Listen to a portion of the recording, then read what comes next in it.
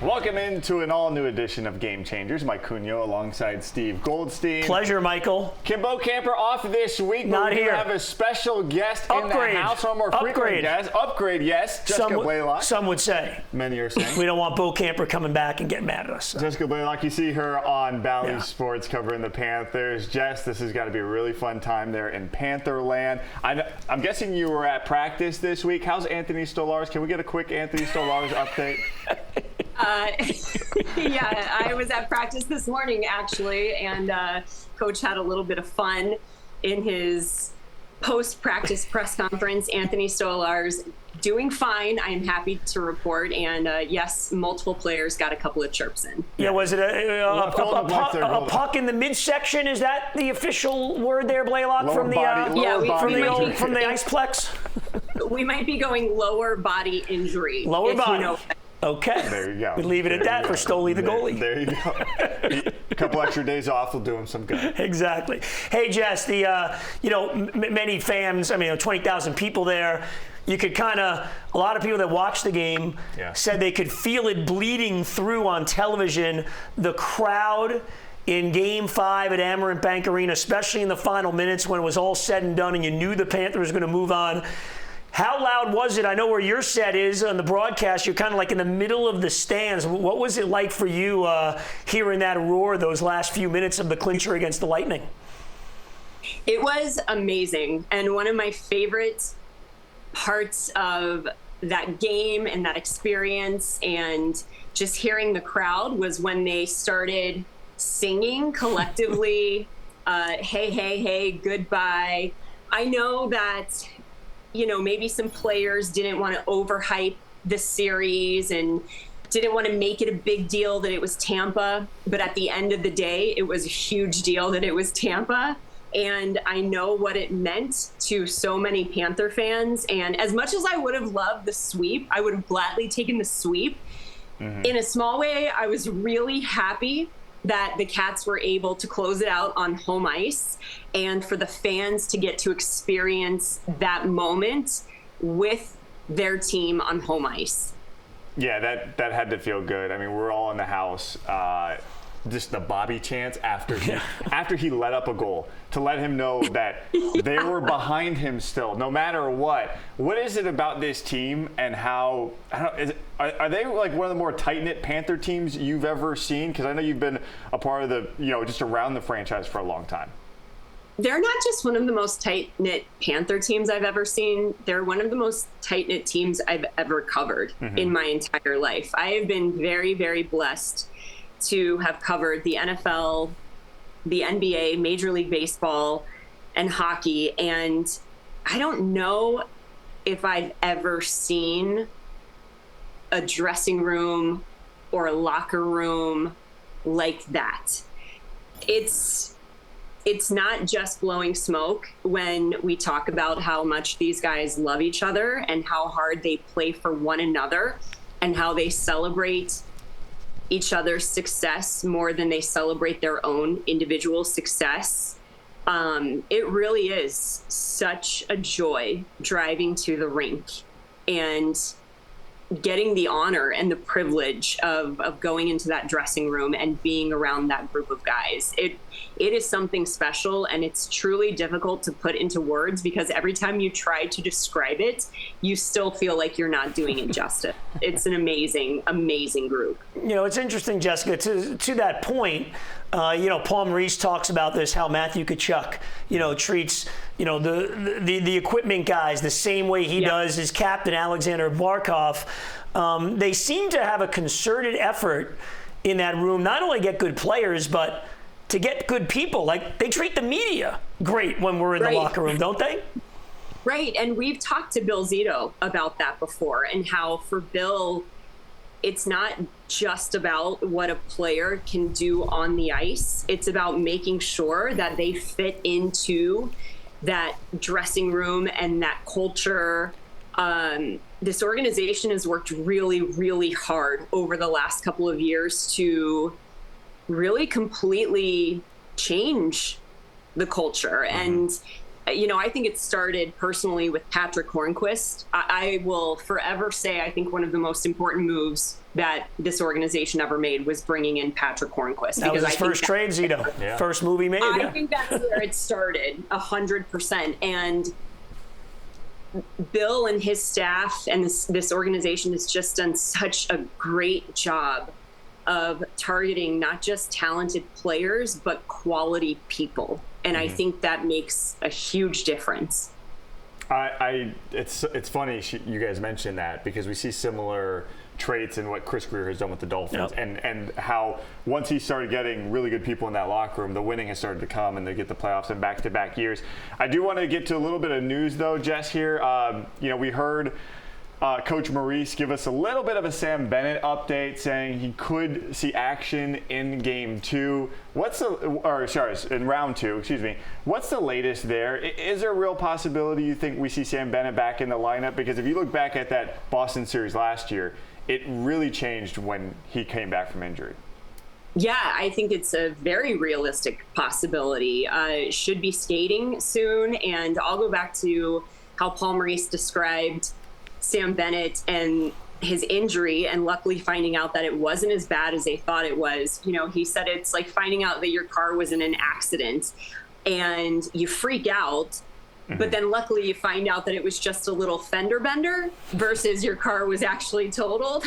And so that was kind of the exact same update with Sam Bennett. Of course, you hate seeing him have to deal with an injury. That's obviously something that was an issue at the beginning of the season. Was one of those guys that was recovering from an injury, so didn't start the year. Yeah. So at least if you want to say there's at least like a quote unquote silver lining, the team understands what they have to do to play without Bennett, because they did it at the beginning of the season and guys stepped up. But he is such a difference maker, and he is one of those players that Paul Maurice describes as really exemplifying the identity of this team. How he is such an offensively skilled player, but also such a physical player. And so, yeah, he does obviously change the entire dynamic of what you look like out on the ice. But the team, if they don't have him available for Game 1, Game 2, they know how to step up in his absence. But I do still think there's a really good chance that we could see him very early on in Round 2 for the Panthers. It still amazes me that they got him from the Calgary Flames for a second-round pick and a prospect. He was incredible. A third- and fourth-line winger for Calgary. They could not figure out from the day he walked in the door. Yeah. He's been their second-line center. They won the President's Trophy. They went to the Cup final, and sky's the limit now. It's amazing. Great trade. You could do that with Carter Verhaeghe, too. Keep going. Brandon Montour, Sam Reinhart. All these guys. Yeah. Nobody wanted. They took them and looked at their stars. Waiver wires. Right. You can go down the list. That's one of my favorite. I think that's one of my favorites. Amazing. The fourth run. All right, Jess, thank you so much. Best of luck watching Round 2. Hopefully the blood pressure stays at an even keel, although that never happens in the NHL. It never does. No, it never does. It never does. Thank you so much for joining us here on Game Changers. When we come back, we're going to dive into what's going on with the Miami Heat. Is Jimmy Butler going to be in South Beach? We got a difference of opinion on this one. We'll get to it. We'll see. Not happy with you, Cunha. Game Changers coming back. Game Changers is sponsored by your Volkswagen dealers of South Florida. Shop your 7-passenger favorites at VWFlorida.com.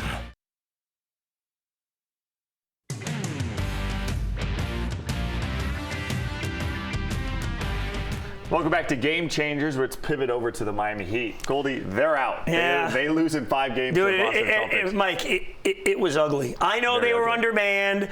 I know they were injured. Jimmy Butler wasn't playing. Yeah. Celtics are a 64-win team, a great team. I think the only question for the Boston Celtics is not if they're going to win the East, but how many games are they going to lose on the way to winning the East? Maybe they lose 2 or 3 more. Yeah.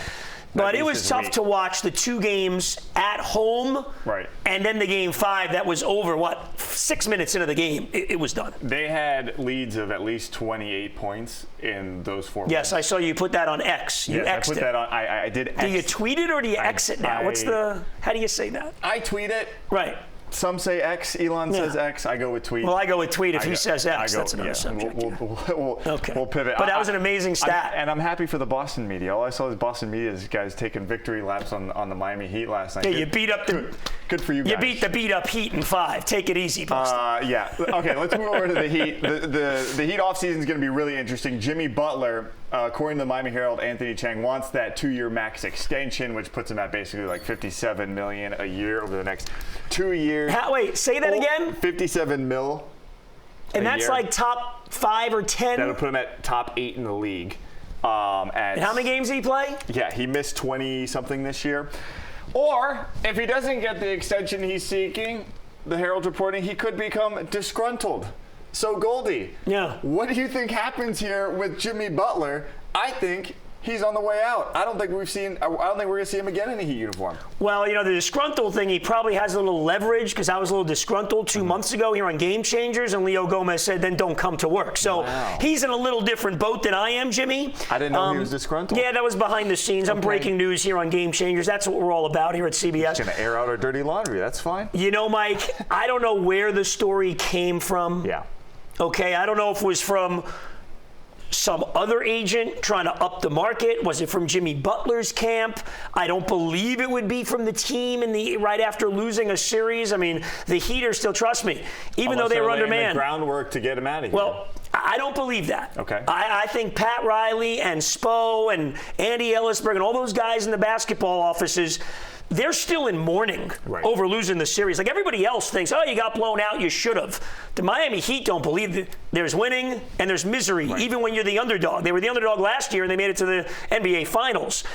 I just don't believe there's any chance that they give him a contract beyond the $40 million that he's due for the next 2 years. He's going to be 36 years old at the end of this, and he's already missing games. The only question to me is, do they try to reset this whole thing and move on? Do you try to squeeze another year and try to bring in a veteran to go with him? That's the question. Contract extension? I think I can't imagine that. He's going to make $100 million the next 2 years, one way or the other, whether he gets this deal or not. I think there's a market for him. I think they could move him to possibly OKC, who could take him on and give you some picks. Why would they want to take on a player that's breaking down, making that money? What he does in the playoffs. What do you do in the playoffs? He didn't play in the playoffs. If he doesn't care about the regular season. He didn't play in the playoffs. If you can get him healthy to the postseason, you're going to tell me Minnesota wouldn't want him Then why doesn't Minnesota OKC want Tim Hardaway? He was great in the playoffs. He can't play anymore. But he's not playing. I'm not sure. Tim Hardaway Jr.? I'm not sure Jimmy Butler can go through legitimately 60 to 65 games at this point, or 50. He doesn't have and then go through the other 2 more months of what it takes to win an NBA championship. Jimmy, play 50 games. We'll see you in the postseason. Well, they tried that this year. How'd that work out? Well, I mean, he got hurt in the postseason. And he gets hurt. Okay. All right. Maybe you're right, Mike. So on ESPN, they were talking this week about possibly LeBron James becoming a free agent this offseason. Yeah, he's talking about that. Yeah. Let's play devil's advocate. Let's say LeBron wanted to come back to Miami, but you can't afford everybody, right? You'd probably have to get rid of Bam Adebayo or Jimmy Butler in this scenario to bring LeBron back. Who would you rather LeBron be paired with in South Florida? Playoff Jimmy or Bam Adebayo? I would swap LeBron with Jimmy Butler today. You would? 100%. Yeah, Plus, I'd also save a little bit of money, I'm guessing.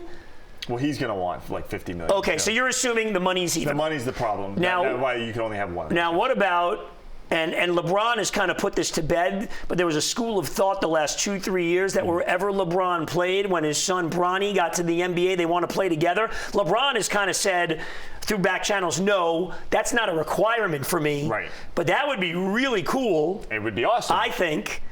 But the Heat aren't into cool stories. No. Pat Riley's still about trying to put another banner in the rafters. Right. And I'm not sure LeBron James does that because the Lakers, I mean, they were in the play-in and they won one game in their playoff series. Yeah, but my thing with that is the West is a beast. No one's getting through the Denver Nuggets out West. But if you bring LeBron over to the East and bring him to Miami and you pair him with Bam, and I agree, you pair him with Bam, not Jimmy. No. Because they're the same player. Yeah. Jimmy and LeBron, they play the same position, ball dominant. They're also both 100 years old. They also, right. But for 2 years, you mentioned Bronny. If you're LeBron, who do you want Bronny learning from more in this league than than Spo. You got to put to bed That'd be an interesting a lot of one. past and a lot of drama, that is for sure. I think it'd be great if LeBron came back. Me too. I just think they got to make some kind of changes. The Heat, as much as they like to run it back because they're loyal and all, I don't think they can run it back the way it is. No, I think something's for sure going to change. All right, still ahead on Game Changers. Lionel Messi, yeah, he was at the Heat game this past week, but he's also scoring a ton of goals in the MLS. Is he the front runner for MVP in that league? We'll talk about that next.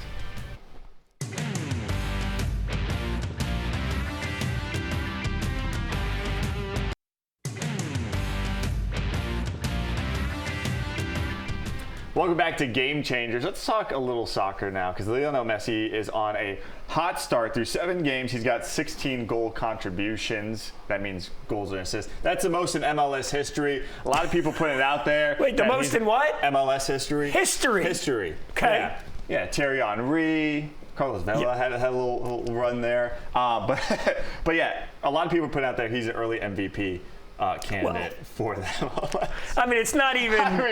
What are you asking who should be the MVP? Yeah, I mean, you give him the most valuable player because he's quite literally the most valuable player into the league. Change the name of the award to MESSI. I mean, honestly, he's a man amongst boys in that league. That's why he has the best numbers in the history of the league.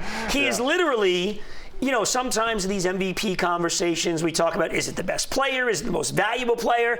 He checks every single box. He's the best player on his team. He's the best player in the league. He's the most valuable player on his team. He's the most valuable player to the league on and off the field. That's right. There's not even a debate. He could not score again the rest of the season. I think you could, and he's the MVP. I think you're right. I think you could literally sit him down. Literally. They have to give him the trophy because no one's paying attention to any of this without him being there. Just the threat of him being on the sideline. That's why Bo was here for this topic, because he would give you the whole Patrick Mahomes and the XFL thing. That's right. He's been on that train. And I know. This is what it and looks. He's not totally wrong. I mean, it's a man amongst boys here. He's not. And he's got like all his boys here, like Alba and Busquets. Good for him. Hey, if you can do it, why not? I mean, this is basically like you and your friends going on a golf trip, like a boys' golf trip. This is what they're doing at the end of their careers, and they're having a lot of fun. And by the way, fans are enjoying it. I mean, it's exciting when they played up in New England in Foxborough. There were more people at that soccer game than there were at any New England Patriots NFL game this season. Let that sink in. That's a lot of people showing up for a soccer game, and there's one guy and one reason why. Yeah, and look, they're ahead in the standings. They're at the top of the East. This is exactly what Jorge Mas, Beckham, and all these guys at Inter Miami wanted to happen. Exactly what they envisioned. You're right. And last year, I think there was some doubt that it would actually even get to this point because, they couldn't win everything. The MLS schedule is a lot different than the European schedule. And look at it now. I mean, they're going to run away with this thing, I think, at some point. And we talk about the Panthers having a title run, talk about like the Heat in past years having a title run. Are we going to get a parade for Inter Miami? If Inter Miami wins MLS, do they get a parade? They should have a parade. They should already be planning it, because if he stays healthy, it's over. And they're interested in winning the MLS Cup, they are going to win this thing going away. And forget all these other cups. Win that. No, I don't even. Yeah, I'm not interested. Well, they won the one last year when in the kicks in Nashville, right? What was that one? Was that the league's Invitational? Yeah, the Bo Camper Invitational. He made it up. Put his name on it because he loves that one. No rights fee. Right. All right. Still to come on Game Changers. We were talking in the break about how much fun the NBA playoffs have been. Is there a new face of the league, and who is it? Talk about that next on Game Changers.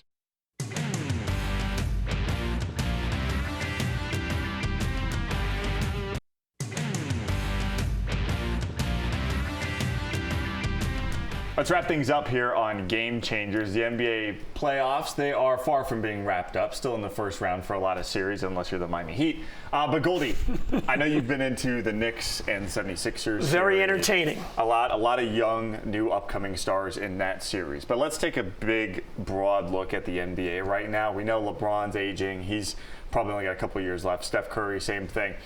In your mind, are we about to see a changing of the guard? Who's going to be the new face of the NBA, and who could it be? Who's going to take that mantle from Steph and LeBron? I think it's a great question. You know, first of all, you look at those bigger markets. So a guy like Jalen Brunson of the Knicks is not Steph Curry, LeBron James, Kevin Durant, or even Jimmy Butler. but he's in New York. Yeah. So if they win, guys get built up a lot more than they probably should. First of all, I'm not totally writing these guys off because next year on opening night in October, November, people can still want to watch these guys play. Now, the Joker and LeBron and Steph are still the face. Right, they're the face. You go to Denver. I mean, the Joker's the best player. It's not even close. This guy is so dominant, but he doesn't want to be. Doesn't want to do anything. Yeah. When the season ends, he wants to go home. He doesn't want the fanfare. Right. So I'm not sure that he can be that guy. I think Jason Tatum's got a chance. Yes. He's a real, really personable. Mm-hmm. He's out there. He's in a big market in Boston. They're probably going to get to the NBA Finals. They might win it. Tatum could be the guy. When you look at the whole package as far as how good you need to be and what you need to do off the court. Tatum could take it, but I could see the way that Boston market is set up. Like, let's say they end up losing at some point and maybe make the finals and lose. The Boston fan base will try to blow everything up 100%. Every single time. They could, in fact, run him out of town at some point.